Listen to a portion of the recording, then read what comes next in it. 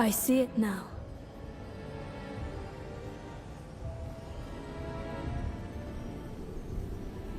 Shrouded by haze, yet clear as day.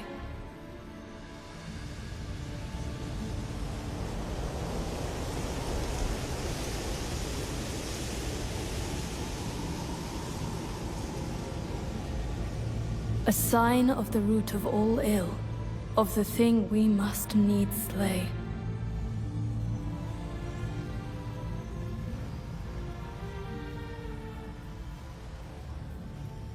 The onset of night. We can't know what's coming, but we can prepare. Welcome, Nightfarers, to the world of Elden Ring Nightreign.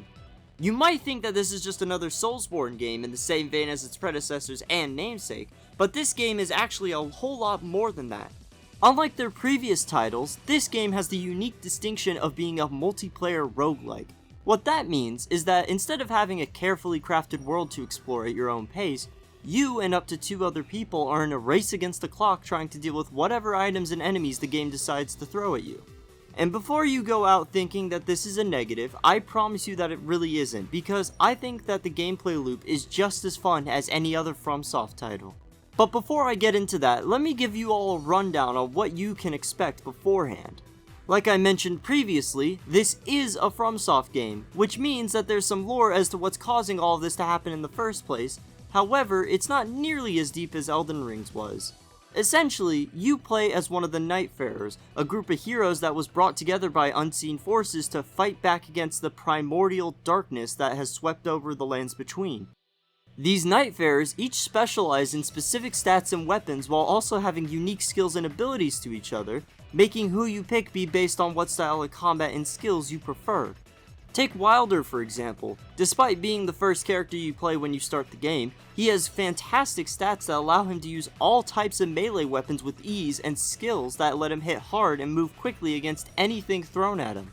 He has an A in both HP and strength with a preference for greatswords, a grappling hook, a free death cheat, and an explosive stake that decimates an opponent's health, making him a deadly combination of Guts from Berserk and Rico Rodriguez from Just Cause. And that's just one character. There's currently 8 to choose from, and each of them specialize in a unique playstyle, meaning that you have plenty of options to choose from before you battle.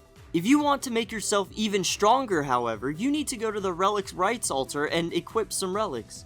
These relics are buffs that can give you a variety of different effects, with many of them having perks for specific Nightfarers. You probably won't have any when you start out, but whether you win or lose a run, you'll earn a random assortment of relics, meaning that you'll always have new options to choose from once you return to the Round Table Hold.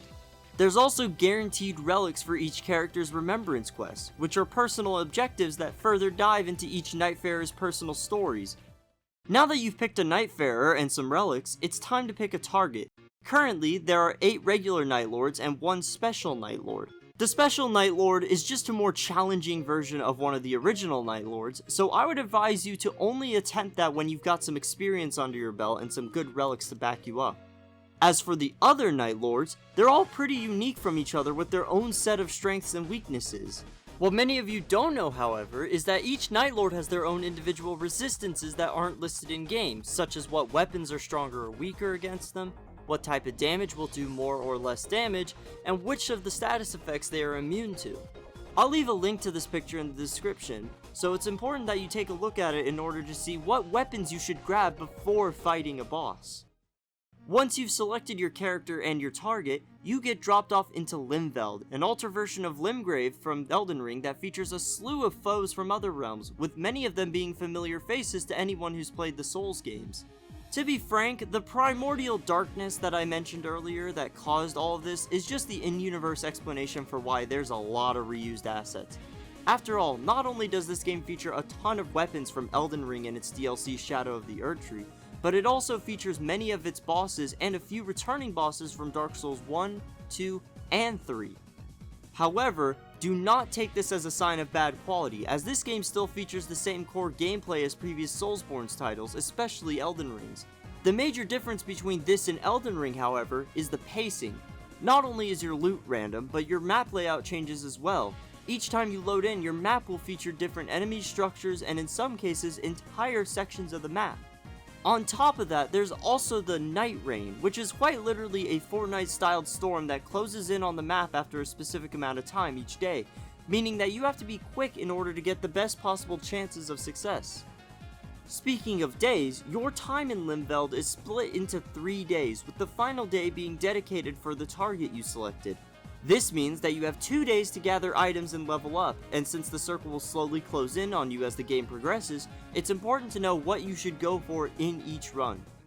The first thing you should prioritize is levels. Not only do you have the Nightlord to deal with, but at the end of each day there will be a boss that you have to fight in a small area surrounded by Nightreign, so it's important to have those levels up beforehand in order to increase your chances of survival. Not only that, but you have to make sure that you have a good weapon loadout as well. All weapons have a passive effect that you keep for as long as you have that weapon, so be sure to know what the weapon's passive is when choosing. If a weapon's passive has a hand icon near it, that means it's only active while holding that weapon, so keep an eye out for that as well. If you want to dual wield, you can also press the details button in order to see what kind of weapon type it is, which can give you combos and jump attacks if you use 2 weapons of the same type. Now, the best way to go about raising your levels is by killing field bosses and jail bosses. Field bosses are random bosses that can be found in set areas around the map. They are randomly chosen each time you load in, so it is important to only fight a boss if you think that you and your team can beat them in a quick and efficient manner. It's important to make sure that you have the time to beat them, because if you spend too much time on one boss, you'll end up losing out on potential loot and runes that you could have gotten in that same time. So don't waste your time chipping away at a random dragon's health bar for 20 minutes. After all, you can always come back and finish the job later if you have the time on day 2. The jails, on the other hand, are a bit more complicated, as they all require a stone sword key in order to open them. While you can get a relic that spawns you in with one, you can also find them in places all over Limveld. There's this wagon that will guarantee a stone sword key every time, the abandoned temples that have a chance to drop one in this chest or in one of the ones above, and finally there are these castles/fortresses that have a chance to drop one from their chest. However, in my experience, it's not as consistent as the temples, so only go if you're close to one. Once you get a key, you can approach any jail on the map and use it to summon its boss, and depending on its difficulty, you can either get 10,000, 20,000, or even 30,000 runes. You can also choose an ability, however I would only do this if the ability is far more useful than the runes will be.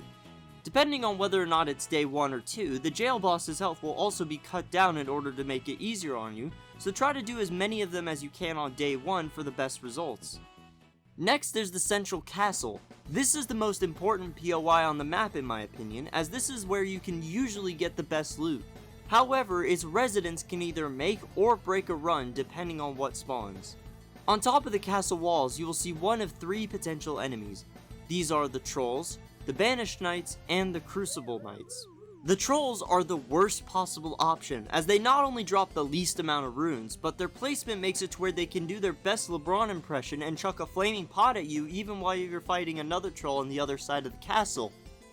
The best way to handle them is by dividing and conquering with your team by having one of your teammates fight one while you and the other teammate fight another, as this will cause them to stop throwing pots at you mid-fight. The banished knights are much better than the trolls because they drop more runes and they don't attack you from far away. However, there are more of them and they can overwhelm you with attacks, so be on your guard when fighting more than one of them.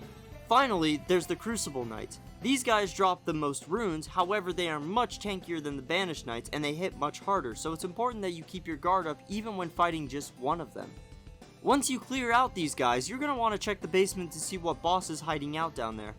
If it's anything other than Bell-Bearing Hunter, go for it. If it is the Bell-Bearing Hunter, leave immediately and move on. Trust me, unless you're a high level and you have the time, fighting this guy will not be worth it, so just move on and try to kill some field bosses. If the Bell-Bearing Hunter isn't there, once you kill the basement boss, go up to the newly unlocked stairway behind them and open the first chest you see to get a talisman. These talismans can be really strong depending on what you get, so pick one that will give you an edge over your opponents. If you don't have one that's good for you, ask your teammates if they have a better option, as they might have something that's good for you that you can trade them for. You can also get talismans from scarabs that can be found all over the map.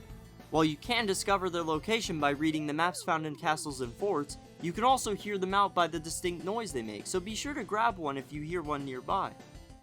After that, there's the churches. There will always be 3 of them scattered around the map, and you're going to want to grab at least 2 of them before the 3rd day, as each one gives you another flask to drink from when you need to heal, along with consumables that you can use on your journey. These consumables can either be items that give you temporary buffs, or boluses that give you a permanent buff to certain status immunities, so be sure to eat any of the boluses that you find if you see any. If you happen to see a mine nearby, it may also be worth checking them out, as you can kill an enemy in there that will drop a smithing stone too, which can be very useful for anyone trying to upgrade their blue weapons to a purple. The boss in the mine that drops this can either be a troll, a knight, or a pumpkinhead, so look for these when you're in a cave. Now, if you've done most of what I've mentioned previously, you should be a high enough level on day 1 that you can easily decimate the boss in the final circle no matter what it is, and after that, everything just kinda snowballs into each other. The start of day 2 will show you where the greater field bosses are located, so go for the tougher ones in order to get even more runes to level up, but only fight the ones that you can handle, as you don't have any time to waste on day 2. If any of your teammates also have personal objectives marked, now would be the time to do them, as they give 30,000 runes no matter what the objective is. This is also the perfect time to complete the Shifting Earth event should you have one. These can come in one of 4 variants: the Crater, Rotted Woods, Nocolateo, and the Mountain. The Crater and Rotted Woods are great places to get stronger gear and items. Nocolateo is great, but it is much more difficult and it prevents the central castle from appearing in the match. And the Mountain is just a waste of time, so it's just best to avoid it. If you don't have a Shifting Earth event, you can always go back to the central castle and finish off the greater bosses there, as there will always be one on the roof of the castle. After that, just focus on beating as many bosses as you can before the final circle, and then you should be good for whatever Nightlord you chose to fight. There's only one thing left to discuss at this point, and that's the passives. At the end of both Night 1 and 2, you'll get a choice between 1 out of 3 passes. You can also get this choice from other bosses as well, but they will usually offer a weapon alongside it, so be sure to choose whichever one will benefit you the most. The only passive that you should not get under any circumstances is Gradual Restoration by Flask, as it's quite literally more of a negative than a positive. And that's the basics of Nightreign. I hope that this little guide helped you with figuring out this incredibly fun game, and if it didn't, then don't tell me, I don't want to know. Thank you for watching, be sure to like and subscribe, and tune in next time for when I stream even more because it's fun, damn it!